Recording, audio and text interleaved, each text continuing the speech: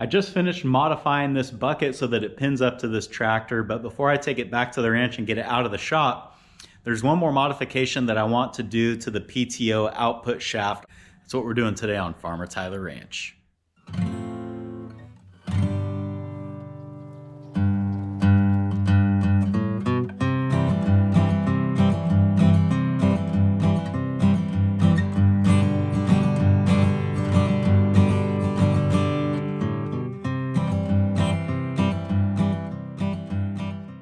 From a functionality standpoint, there's actually nothing wrong with the PTO that's on the tractor right now. The problem is that back in the 50s when this tractor was new, the standard PTO size was 1 1/8. Somewhere between then and now, they changed the standard PTO size to 1 3/8. So this PTO output shaft is now too small to work on any modern implement.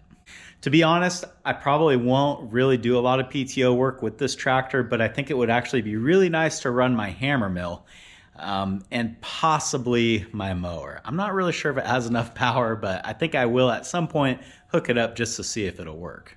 Updating the PTO output is actually really easy on these old tractors. It only requires removing and then reinstalling 4 bolts. So that's what we're gonna do today. I've got a kit here with a new shaft that has a modern 1 3/8 PTO output on it. The amount of function that we're gonna gain from this tractor by doing this upgrade is a lot. So I think it's money well spent. I've got the new PTO output shaft here in the vise because I had to paint the bearing housing. That all came in a raw finish and I didn't want it to start rusting, so I slapped some red paint on it. And that was yesterday, so everything should be dry today and ready to install.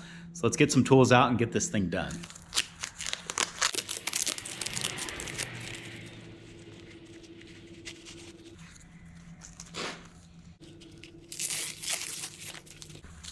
Yesterday, off camera, I went ahead and drained all the hydraulic oil out of this tractor. I didn't film that because there's not really a whole lot to see. But there are 3 drain plugs in the belly of this tractor, so if you're doing this, make sure you get all 3. And the oil that came out was incredibly bad looking. In fact, it had a lot of water in it. So I'm not sure exactly where the water is getting in on this, but changing the oil was something that really needed to be done, and we have to do it in order to change this shaft out. So once I pull this out, I'm gonna have to use blue silicone to make a gasket for it, so we won't be able to put oil in it right away.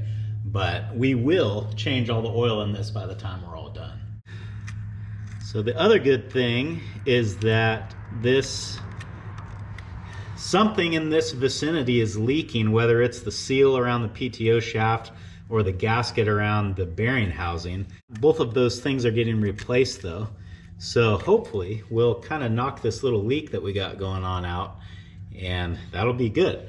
So now that I got all the crud off of that bolt, I think it's a 3/4 inch head.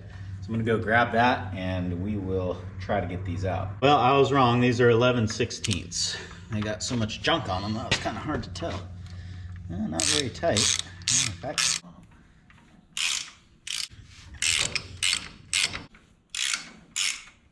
we got our 4 bolts removed, and yep, that just pops right out. No, nothing to it.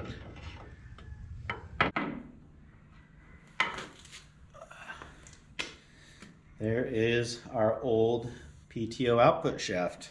Got an old gasket here. Boy, probably won't be reusing that. Next step, I need to get this cleaned up a little bit. Definitely need all the oil off of this mating surface, but I'd like to get all the crud off of this as well. Just so, you know, now that we supposedly won't have a leak here, this should stay clean.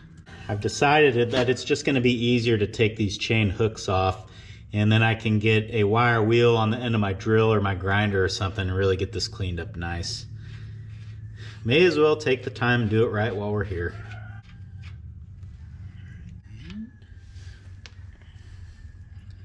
Looking at these little pieces that they've got here to hook these chains up to, and they're all, you know, filthy. They've got this old nasty dirt, grease, oil combination on them.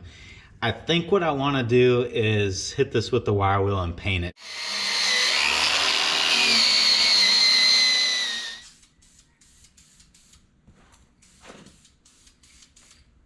One piece at a time, we're going to get this thing painted.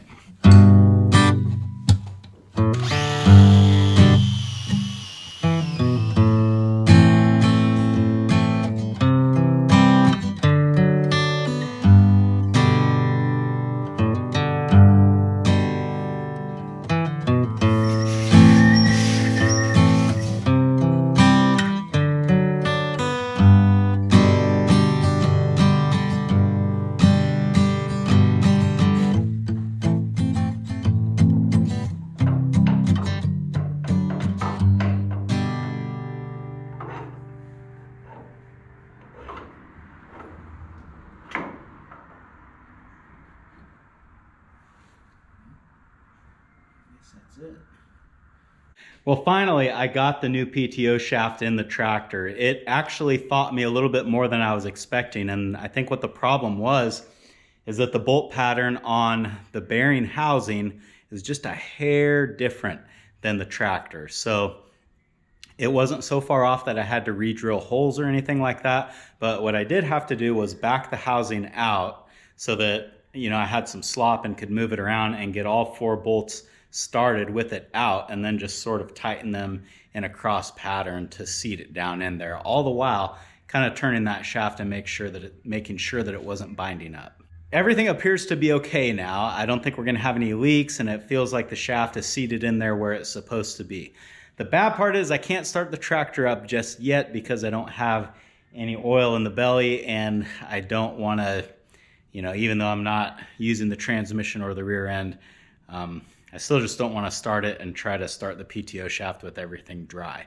So we're going to have to wait for a little while to get back on this. Once that gasket maker dries, then we can fill this thing up with oil and try it out. It's a couple of days later now. I've got all the drain plugs installed on the tractor, so we can go ahead and fill it up with oil and see how everything works.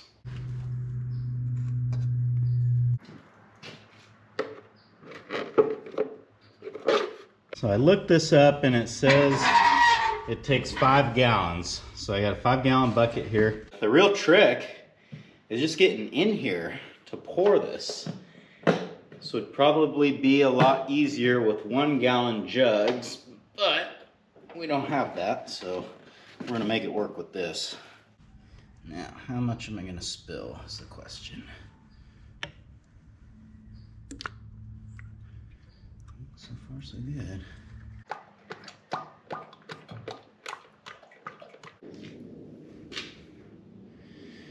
All right, looks just about perfect. It's a little over full, and I think that's about where we want it.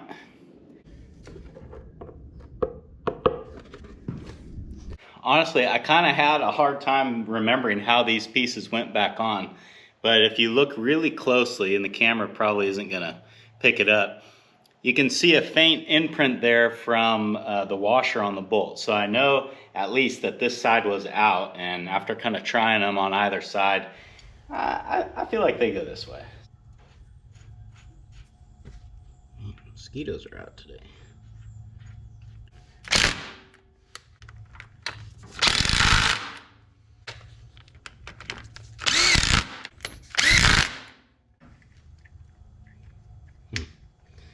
I'm feeling like maybe I got this backwards. I'll get in there.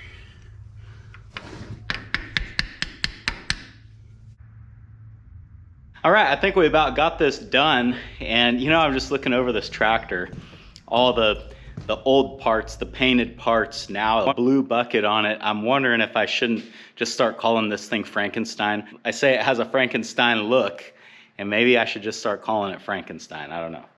This is all done now. I think we can fire this up. Let's try to run the PTO, make sure everything works, make sure there's no leaks or no grinding sounds.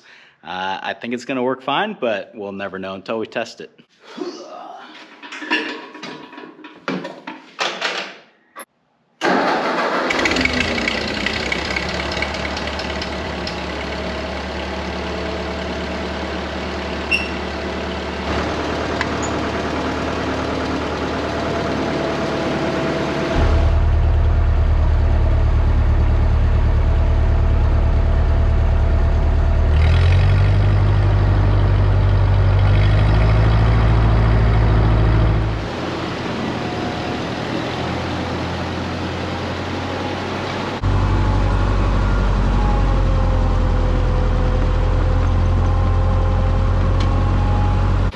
I've got a little bit of sand here left in my dirt pile, so I think now would be a great day to try to move this around a little bit with the new bucket, see how it works, and we can go fill in some mud holes.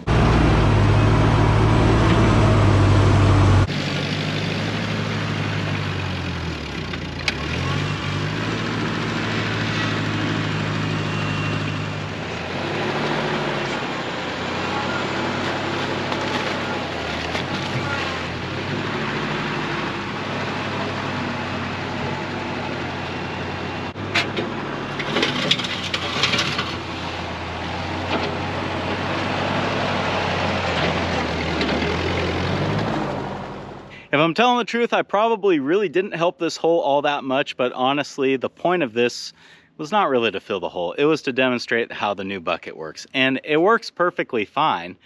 The tilt works. That's, I mean, really the only thing that I was concerned about. The issue is that the bucket is a lot bigger than the old one, actually. I knew it was bigger, but I didn't really realize that it was this much bigger until I set the two right next to each other. Now, generally speaking, bigger is better, but man, you can really feel the weight difference when you're carrying a load around on that tractor. So this is wet sand. It's probably about as heavy as it gets. For dry dirt, this bucket would probably work fine. For anything lighter like wood chips, shavings, things like that, this would actually be a lot better. So we've got options now, and that's always good. Unfortunately, I don't really have anything that I need to do with the PTO right this moment, but I feel pretty good about this upgrade because I think the biggest potential problem that this could have is that it would leak oil, and it's not, at least not yet. So we'll keep an eye on it over the next couple of weeks as I use the tractor, but it looks like all these oil leaks have stopped. Hopefully that's all the work that I have to do on this tractor, at least in the near future. I know once I get the round bales fed out of the barn here and I don't need the tractor every day, that I do plan on taking it back up to the shop, and there's a couple of little things that I need to do to it, but that will require the tractor to be down for a few days, and right now I just can't really afford to do that. But for now, this thing is running good, and we're gonna use it just how it is. Thanks for hanging out with me today, guys, and I hope I'll see you again on Farmer Tyler Ranch.